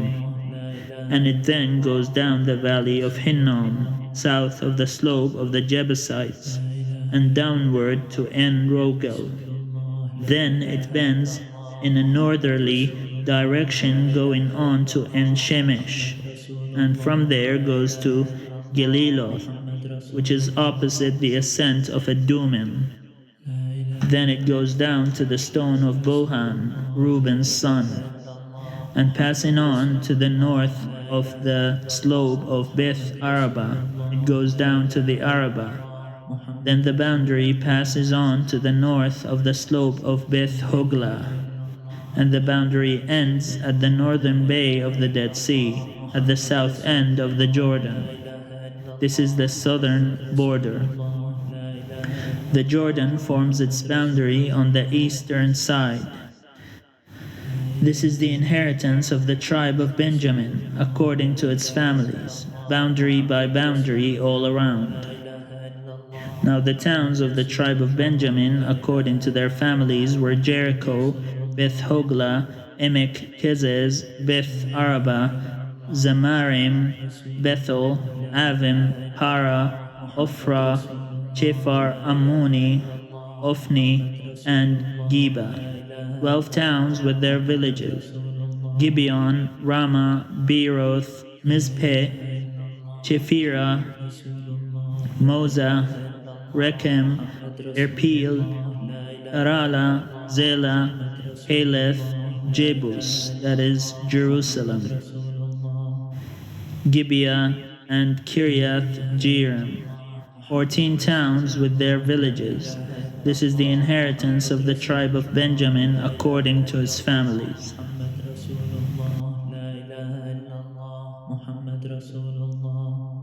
Chapter 19. The second lot came out for Simeon. For the tribe of Simeon, according to its families, its inheritance lay within the inheritance of the tribe of Judah. It had for its inheritance Beersheba, Sheba, Molada, Hazar, Shual, Bala, Ezem, Eltolad, Bethul, Hormah, Ziklag, Beth Markaboth, Hazar Susa, Beth Lebaoth, and Sharuhen. 13 towns with their villages: Ain, Rimmon, Ether, and Ashan. 4 towns with their villages, together with all the villages all around these towns, as far as Balath Beer. Ramah of the Negeb. This was the inheritance of the tribe of Simeon according to his families. The inheritance of the tribe of Simeon formed part of the territory of Judah. Because the portion of the tribe of Judah was too large for them, the tribe of Simeon obtained an inheritance within their inheritance. The third lot came up for the tribe of Zebulun, according to its families. The boundary of its inheritance reached as far as Sarid. Then its boundary goes up westward and on to Marala, and touches Dabbesheth, then the wadi that is east of Jokneam. From Sarid, it goes in the other direction eastward toward the sunrise to the boundary of Chisloth Tabor. From there it goes to Dabirath, then up to Japhia. From there it passes along on the east towards the sunrise to Gath Hefer, to Ith Kazan, and going on to Rimmon it bends toward Nia. Then on the north the boundary makes a turn to Hanathon, and it ends at the valley of Iftah El, and Ketath, Nahalal, Shimron, Idala, and Bethlehem, 12 towns with their villages. This is the inheritance of the tribe of Zebulun, according to its families, these towns with their villages. The fourth lot came out for Issachar, for the tribe of Issachar, according to its families. Its territory included Jezreel, Jesuloth, Shunem, Hapharim, Shion, Anaharath, Rabith, Kishion, Ebez, Remeth, Inganim, Enhadda, Beth Baziz. The boundary also touches Tabor, Shahazuma, and Beth Shemesh, and its boundary ends at the Jordan. 16 towns with their villages. This is the inheritance of the tribe of Issachar, according to its families, the towns with their villages. The fifth lot came out for the tribe of Asher, according to its families. Its boundary included Helkath, Hali, Beten, Atshaf, Alamelech, Amad, and Mishal. On the west it touches Carmel and Shihor Libnath. Then it turns eastward, goes to Beth Dagon, and touches Zebulun and the valley of Iftah El northward to Beth Emek and Nael. Then it continues in the north to Kabul, Hebron, Rehob, Hamon, Cana as far as Great Sidon. Then the boundary turns to Ramah, reaching to the fortified city of Tyre. Then the boundary turns to Hosah, and it ends at the sea, Mahalab, Achzib, Ummah, Aphek, and Rehob, 22 towns with their villages. This is the inheritance of the tribe of Asher according to its families, these towns with their villages. The sixth lot came out for the tribe of Naphtali, according to its families, and its boundary ran from Heleph, from the oak, and Zananim, and Adami, Nekeb, and Jabneel, as far as Lakum, and it ended at the Jordan. And the boundary turns westward to Aznoth Tabor, and goes from there to Hukuk, touching Zebulun at the south, and Asher on the west, and Judah on the east at the Jordan. The fortified towns are Ziddim, Zer, Hamath, Rakath, Chinnereth, Adama, Ramah, Hazor, Kedesh, Idri, En-Hazor, Iron, Migdal El, Orem, Beth Anath, and Beth Shemesh, 19 towns with their villages. This is the inheritance of the tribe of Naphtali, according to its families, the towns with their villages. The seventh lot came out for the tribe of Dan, according to its families. The territory of its inheritance included Zorah, Ishtol, Ir-Shemesh, Shalabin, Aijalun, Ithla, Elon, Timnah, Ekron, Elteke, Jebethon, Balath, Jehud, Bene Berak, Gath, Rimmon, Mejarkon, and Drakon at the border opposite Joppa. When the territory of the Danites was lost to them, the Danites went up and fought against Leshem, and after capturing it and putting it to the sword, they took possession of it and settled in it, calling Leshem Dan, after their ancestor Dan. This is the inheritance of the tribe of Dan, according to their families, these towns with their villages. When they had finished distributing the several territories of the land as inheritances, the Israelites gave an inheritance among them to Joshua son of Nun. By command of the Lord they gave him the town that he asked for, Timnath-Serah, in the hill country of Ephraim. He built the town and settled in it. These are the inheritances that the priest Eleazar and Joshua son of Nun and the heads of the families of the tribes of the Israelites distributed by lot at Shiloh before the Lord at the entrance of the tent of meeting. So they finished dividing the land.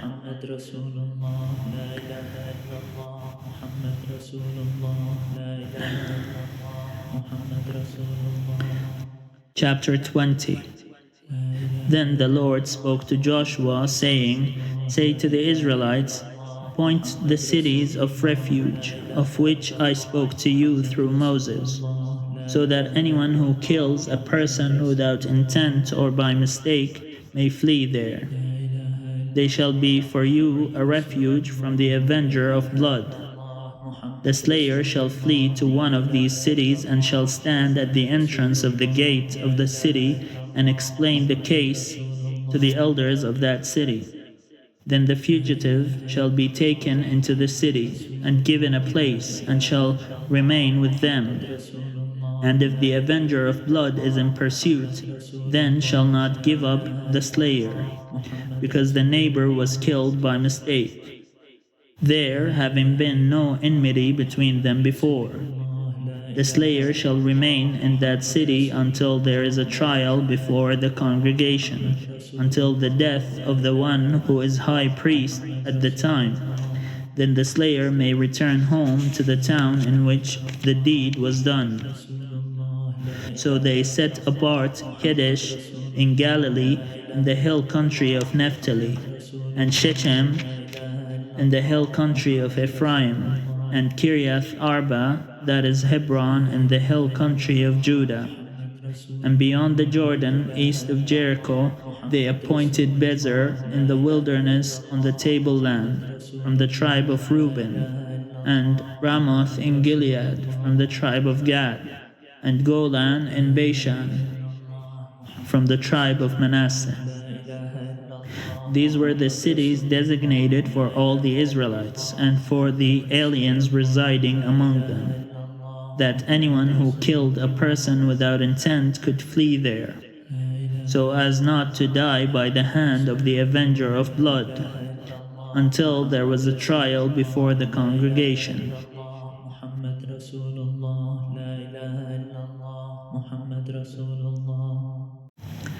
Chapter 21. Then the heads of the families of the Levites came to the priest Eleazar and to Joshua son of Nun, and to the heads of the families of the tribes of the Israelites. They said to them at Shiloh in the land of Canaan, The Lord commanded through Moses that we be given towns to live in, along with their pasture lands, or our livestock. So by command of the Lord, the Israelites gave to the Levites the following towns and pasture lands out of their inheritance. The lot came out for the families of the Kohathites, so those Levites who were descendants of Aaron the priest received by lot 13 towns from the tribes of Judah, Simeon, and Benjamin. The rest of the Kohathites received by lot 10 towns from the families of the tribe of Ephraim, from the tribe of Dan, and the half-tribe of Manasseh. The Gershonites received by lot 13 towns from the families of the tribe of Issachar, from the tribe of Asher, from the tribe of Naphtali, and from the half-tribe of Manasseh in Bashan. The Merarites, according to their families, received 12 towns from the tribe of Reuben, the tribe of Gad, and the tribe of Zebulun. These towns and their pasture lands the Israelites gave by lot to the Levites, as the Lord had commanded through Moses. Out of the tribe of Judah and the tribe of Simeon they gave the following towns mentioned by name, which went to the descendants of Aaron: one of the families of the Kohathites who belonged to the Levites, since the lot fell to them first. They gave them Kiriath Arba, Arba being the father of Anak, that is Hebron, in the hill country of Judah, along with the pasture lands around it. But the fields of the town and its villages had been given to Caleb son of Jephunneh as his holding. To the descendants of Aaron the priest they gave Hebron, the city of refuge for the slayer, with its pasture lands, Libnah with its pasture lands, Jattir with its pasture lands, Eshtemoa with its pasture lands, Holon with its pasture lands, Debir with its pasture lands, Ain with its pasture lands, Juta with its pasture lands, and Beth Shemesh with its pasture lands, 9 towns out of these 2 tribes. Out of the tribe of Benjamin, Gibeon with its pasture lands, Geba with its pasture lands, Anathoth with its pasture lands, and Almon with its pasture lands, 4 towns. The towns of the descendants of Aaron the priests were 13 in all, with their pasture lands. As to the rest of the Kohathites belonging to the Kohathite families of the Levites, the towns allotted to them were out of the tribe of Ephraim. To them were given Shechem, the city of refuge for the slayer, with its pasture lands in the hill country of Ephraim, Gezer with its pasture lands, Kibzaim with its pasture lands, and Beth Horon with its pasture lands, 4 towns. Out of the tribe of Dan, Eltekeh with its pasture lands, Gibbethon with its pasture lands, Aijalon with its pasture lands, Gathrimon with its pasture lands, 4 towns. Out of the half-tribe of Manasseh, Tanakh with its pasture lands, and Gathrimon with its pasture lands, 2 towns. The towns of the families of the rest of the Kohathites were 10 in all, with their pasture lands. To the Gershonites, one of the families of the Levites were given out of the half-tribe of Manasseh, Golan and Bashan with its pasture lands, the city of refuge for the slayer, and Beshtera with its pasture lands, 2 towns. Out of the tribe of Issachar, Kishion with its pasture lands, Dabirath with its pasture lands, Jarmuth with its pasture lands, En-Ganim with its pasture lands, 4 towns. Out of the tribe of Asher, Mishal with its pasture lands, Abdon with its pasture lands, Hilkath with its pasture lands, and Rehob with its pasture lands, 4 towns. Out of the tribe of Naphtali, Kedesh in Galilee with its pasture lands, the city of refuge for the slayer, Hamoth Dor with its pasture lands, the Kartan with its pasture lands, 3 towns. The towns of the several families of the Gershonites were in all 13, with their pasture lands. To the rest of the Levites, the Merarite families were given out of the tribe of Zebulun, Jokneam with its pasture lands, Karta with its pasture lands, Dimna with its pasture lands, Nahalal with its pasture lands, 4 towns. Out of the tribe of Reuben, Bezer with its pasture lands, Jahzah with its pasture lands, Kedemoth with its pasture lands, and Mephath with its pasture lands, 4 towns. Out of the tribe of Gad, Ramoth in Gilead with its pasture lands, the city of refuge for the slayer, Mahanaim with its pasture lands, Ishbon with its pasture lands, Jezer with its pasture lands, 4 towns in all. As for the towns of the several Merarite families, that is, the remainder of the families of the Levites, those allotted to them were 12 in all. The towns of the Levites within the holdings of the Israelites were in all 48 towns with their pasture lands. Each of these towns had its pasture lands around it. So it was with all these towns. Thus the Lord gave to Israel all the land that he swore to their ancestors, that he would give them. And having taken possession of it, they settled there. And the Lord gave them rest on every side, just as he had sworn to their ancestors. Not one of all their enemies had withstood them, for the Lord had given all their enemies into their hands. Not one of all the good promises that the Lord had made to the house of Israel had failed. All came to pass. Chapter 22. Then Joshua summoned the Reubenites, the Gadites, and the half-tribe of Manasseh, and said to them, "You have observed all that Moses, the servant of the Lord, commanded you, and have obeyed me in all that I have commanded you.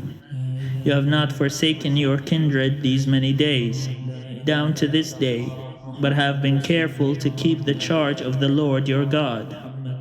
And now the Lord your God has given rest to your kindred, as he promised them. Therefore turn and go to your tents in the land where your possession lies, which Moses, the servant of the Lord, gave you on the other side of the Jordan. Take good care to observe the commandment and instruction that Moses, the servant of the Lord, commanded you, to love the Lord your God, to walk in all his ways, to keep his commandments, and to hold fast to him, and to serve him with all your heart and with all your soul." So Joshua blessed them and sent them away, and they went to their tents. Now to the one half of the tribe of Manasseh Moses had given a possession in Bashan, but to the other half Joshua had given a possession beside their fellow Israelites in the land west of the Jordan.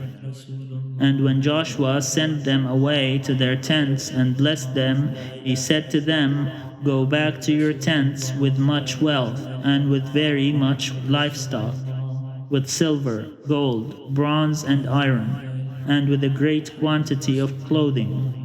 Divide the spoil of your enemies with your kindred."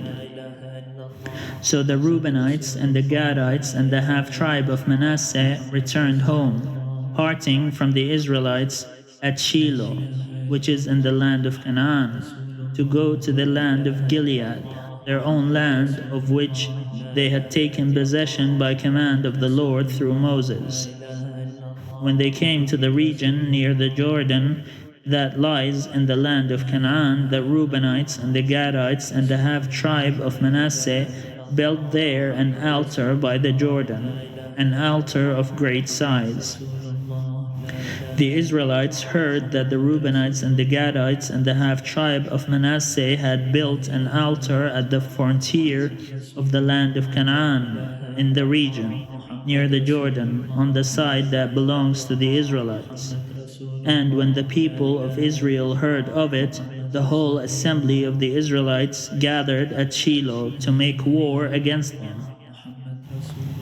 Then the Israelites sent the priest Phinehas, son of Eleazar, to the Reubenites and the Gadites and the half-tribe of Manasseh in the land of Gilead, and with him 10 chiefs, one from each of the tribal families of Israel, every one of them the head of a family among the clans of Israel.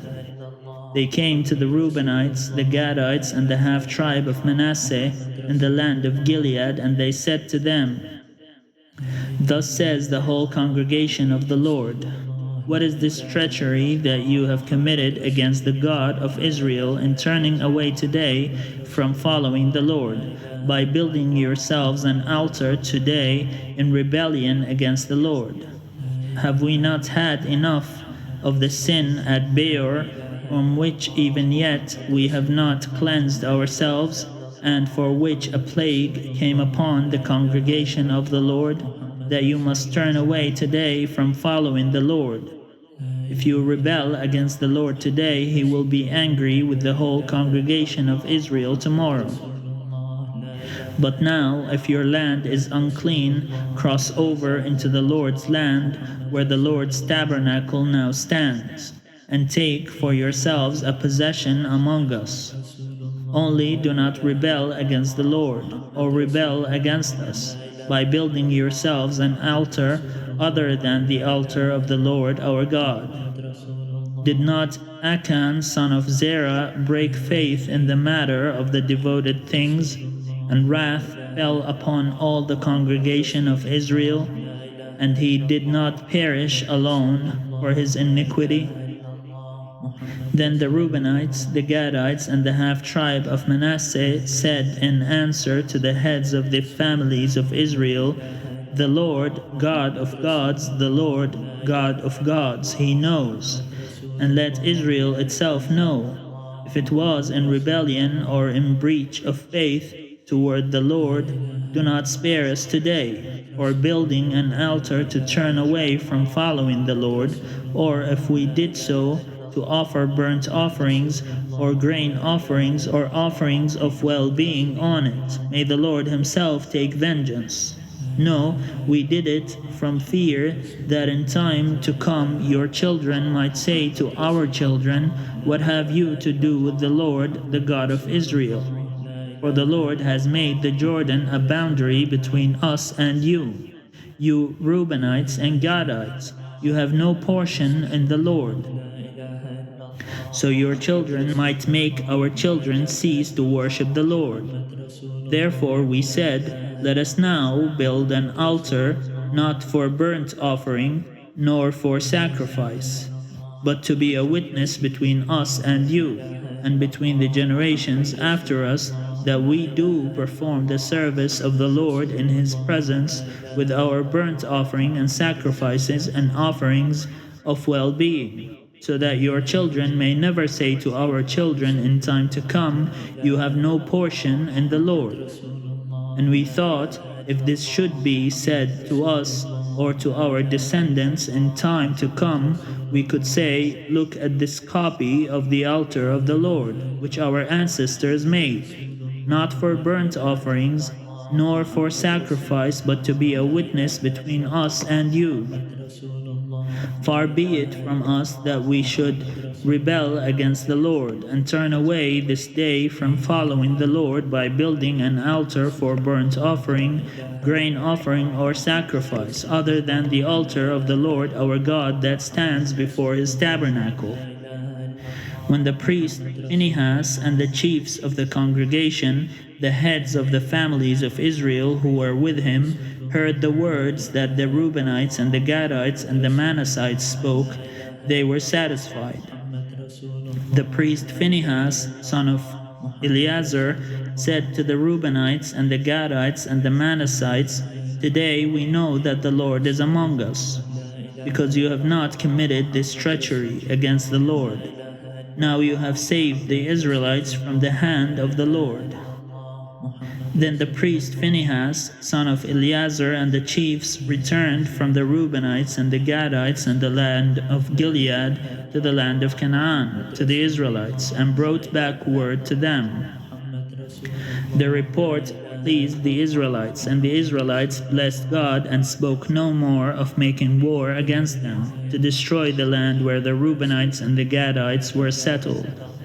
The Reubenites and the Gadites called the altar Witness.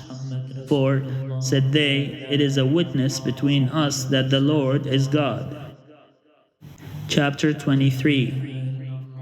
A long time afterward, when the Lord had given rest to Israel from all their enemies all around, and Joshua was old and well advanced in years, Joshua summoned all Israel, their elders and heads, their judges and officers, and said to them, "I am now old and well advanced in years, and you have seen all that the Lord your God has done to all these nations for your sake. For it is the Lord your God who has fought for you. I have allotted to you as an inheritance for your tribes those nations that remain, along with all the nations that I have already cut off, from the Jordan to the Great Sea, in the west. The Lord your God will push them back before you, and drive them out of your sight, and you shall possess their land, as the Lord your God promised you.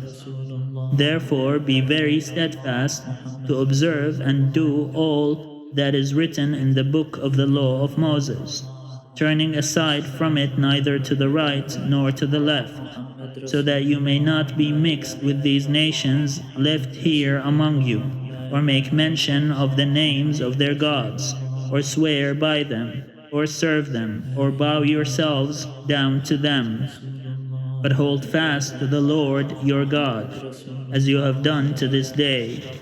For the Lord has driven out before you great and strong nations, and as for you, no one has been able to withstand you to this day. One of you puts to flight 1,000, since it is the Lord your God who fights for you, as he promised you. Be very careful, therefore, to love the Lord your God, for if you turn back and join the survivors of these nations left here among you, and intermarry with them, so that you marry their women and they yours, know assuredly that the Lord your God will not continue to drive out these nations before you, but they shall be a snare and a trap for you, a scourge on your side, and thorns in your eyes, until you perish from this good land that the Lord your God has given you.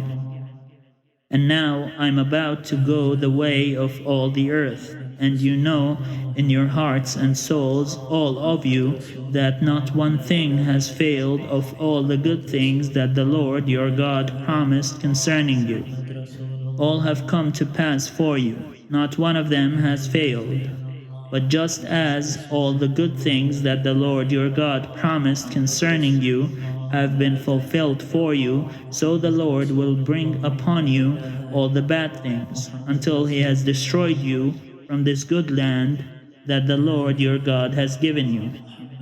If you transgress the covenant of the Lord your God, which he enjoined on you, and go and serve other gods and bow down to them, then the anger of the Lord will be kindled against you, and you shall perish quickly from the good land that he has given to you.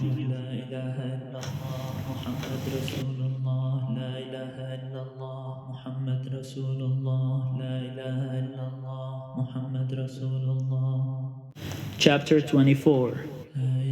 Then Joshua gathered all the tribes of Israel to Shechem, and summoned the elders, the heads, the judges, and the officers of Israel, and they presented themselves before God. And Joshua said to all the people, "Thus says the Lord, the God of Israel, long ago your ancestors, Terah and his sons Abraham and Nahor, lived beyond the Euphrates and served other gods. Then I took your father Abraham from beyond the river, and led him through all the land of Canaan, and made his offspring many. I gave him Isaac, and to Isaac I gave Jacob and Esau. I gave Esau the hill country of Seir to possess, but Jacob and his children went down to Egypt. Then I sent Moses and Aaron, and I plagued Egypt with what I did in its midst. And afterwards I brought you out. When I brought your ancestors out of Egypt, you came to the sea. And the Egyptians pursued your ancestors with chariots and horsemen to the Red Sea. When they cried out to the Lord, he put darkness between you and the Egyptians, and made the sea come upon them and cover them, and your eyes saw what I did to Egypt. Afterwards you lived in the wilderness a long time. Then I brought you to the land of the Amorites, who lived on the other side of the Jordan. They fought with you, and I handed them over to you, and you took possession of their land, and I destroyed them before you. Then King Balak, son of Zippor of Moab, set out to fight against Israel. He sent and invited Balaam, son of Beor, to curse you. But I would not listen to Balaam. Therefore he blessed you, so I rescued you out of his hand. When you went over the Jordan and came to Jericho, the citizens of Jericho fought against you, and also the Amorites, the Perizzites, the Canaanites, the Hittites, the Girgashites, the Hivites, and the Jebusites, and I handed them over to you. I sent the hornet ahead of you, which drove out before you the 2 kings of the Amorites. It was not by your sword or by your bow. I gave you a land on which you had not labored, and towns that you had not built, and you live in them. You eat the fruit of vineyards and oliveyards that you did not plant. Now therefore, revere the Lord and serve him in sincerity and in faithfulness. Put away the gods that your ancestors served beyond the river and in Egypt, and serve the Lord. Now if you are unwilling to serve the Lord, choose this day whom you will serve, whether the gods your ancestors served in the region beyond the river, or the gods of the Amorites in whose land you are living. But as for me and my household, we will serve the Lord. Then the people answered, Far be it from us that we should forsake the Lord to serve other gods. For it is the Lord our God who brought us and our ancestors up from the land of Egypt, out of the house of slavery, and who did those great signs in our sight. He protected us along all the way that we went, and among all the people through whom we passed. And the Lord drove out before us all the peoples, the Amorites who lived in the land. Therefore we also will serve the Lord, for he is our God. But Joshua said to the people, You cannot serve the Lord, for he is a holy God. He is a jealous God. He will not forgive your transgressions or your sins. If you forsake the Lord and serve foreign gods, then he will turn and do you harm and consume you after having done you good. And the people said to Joshua, No, we will serve the Lord. Then Joshua said to the people, You are witnesses against yourselves that you have chosen the Lord to serve him. And they said, We are witnesses. He said, Then put away the foreign gods that are among you, and incline your hearts to the Lord, the God of Israel. The people said to Joshua, The Lord our God we will serve, and him we will obey. So Joshua made a covenant with the people that day, and made statutes and ordinances for them at Shechem. Joshua wrote these words in the book of the law of God, and he took a large stone and set it up there under the oak in the sanctuary of the Lord. Joshua said to all the people, See, this stone shall be a witness against us, for it has heard all the words of the Lord that he spoke to us. Therefore it shall be a witness against you, if you deal falsely with your God. So Joshua sent the people away to their inheritances. After these things, Joshua son of Nun, the servant of God, died. The servant of the Lord died, being 110 years old. They buried him in his own inheritance at Timnath-Serah, which is in the hill country of Ephraim, north of Mount Gash. Israel served the Lord all the days of Joshua, and all the days of the elders who outlived Joshua and had known all the work that the Lord did for Israel. The bones of Joseph, which the Israelites had brought up from Egypt, were buried at Shechem, in the portion of ground that Jacob had bought from the children of Hamor, the father of Shechem, for 100 pieces of money. It became an inheritance of the descendants of Joseph. Eleazar, son of Aaron, died, and they buried him at Gibeah, the town of his son Phinehas, which had been given him in the hill country of Ephraim.